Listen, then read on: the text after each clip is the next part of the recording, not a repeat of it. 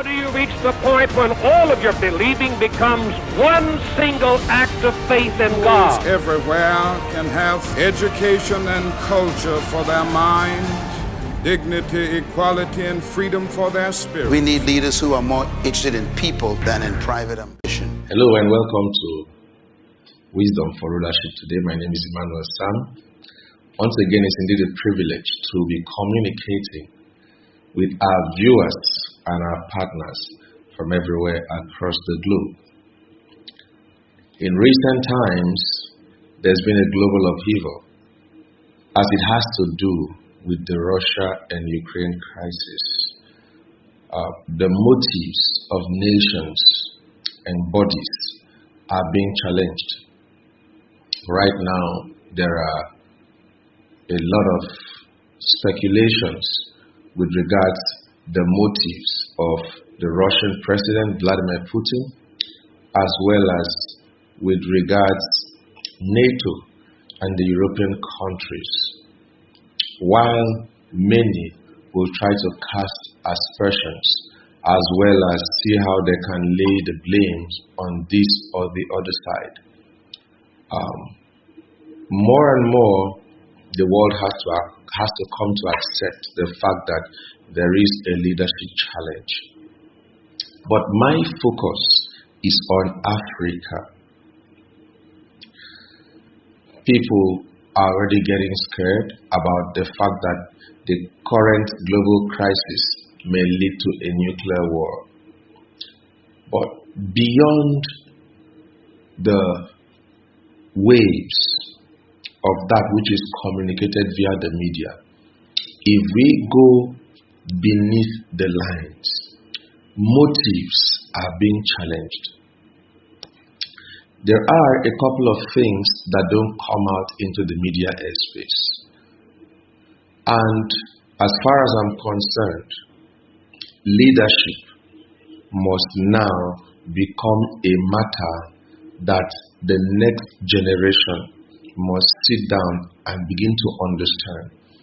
As a result of several generations of conspiracies that have been communicated over time, conspiracy theories as well as conspiracies, it seems as if the global space is full of webs, or is a result of a complex web of diverse opinions, where people have to take sides based on national interests as well as personal interest or economic interest, as is always the case in most of the Western nations.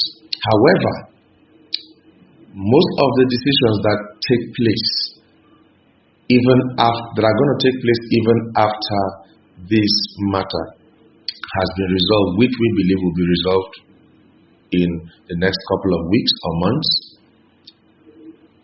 most nations are going to begin to understand that which our leaders have communicated to us in a very long time, and I'm talking about political leaders, especially in the European nations, that there's been a lot of undergirding motives behind a couple of decision-making processes, as has to do with the intelligence as well as the economy. Now, what is the implication with regards to Africa? African leaders must now begin to understand that this is a signal for us to rise up. While we sympathize with the deaths in Ukraine, every life is precious. No one is supposed to die. Morally, it is wrong for anyone to die. We must also understand that a lot of things are being conjectured up. A lot of the issues globally are manufactured. In Africa, we have a lot of countries that get plundered, from the ISIS to the ISWAP to the Fulani herdsmen. A lot of killings taking place, and yet the media doesn't hype it in hundreds of thousands.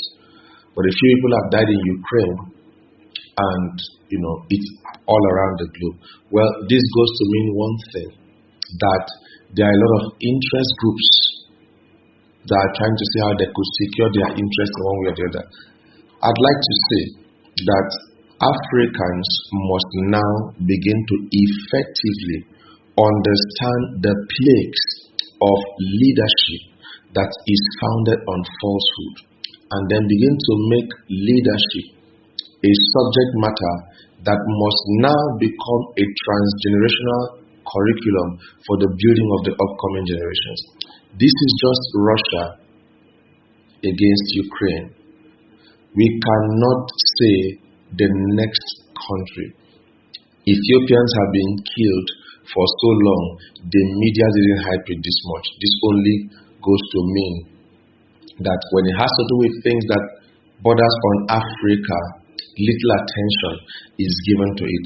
And so I believe that the young people in Africa, the young people of the African descent from 50 down, should now begin to understand the rules of the game as it has to do with global leadership, and begin to take strategic decisions, remodify curriculums in their educational systems in order to be able to adapt their unique intelligence into leadership, such that the political landscape can now be free, at least to the barest minimum of European intrusion as much as possible.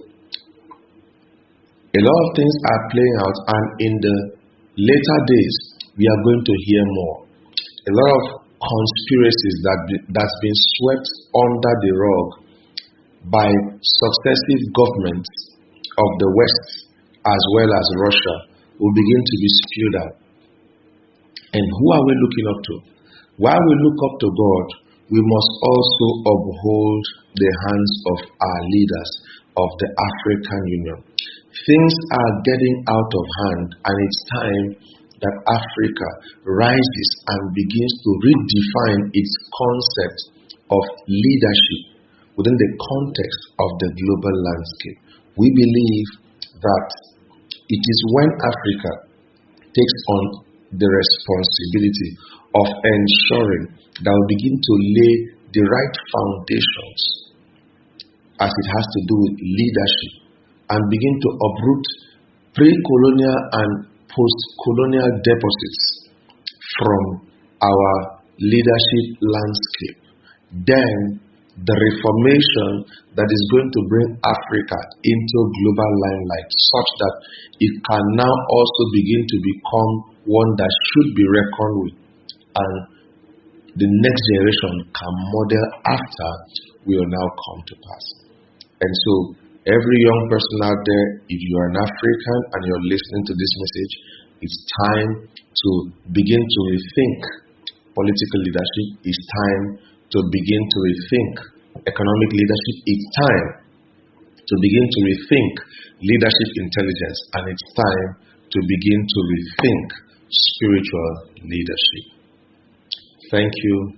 Until next time, God bless you.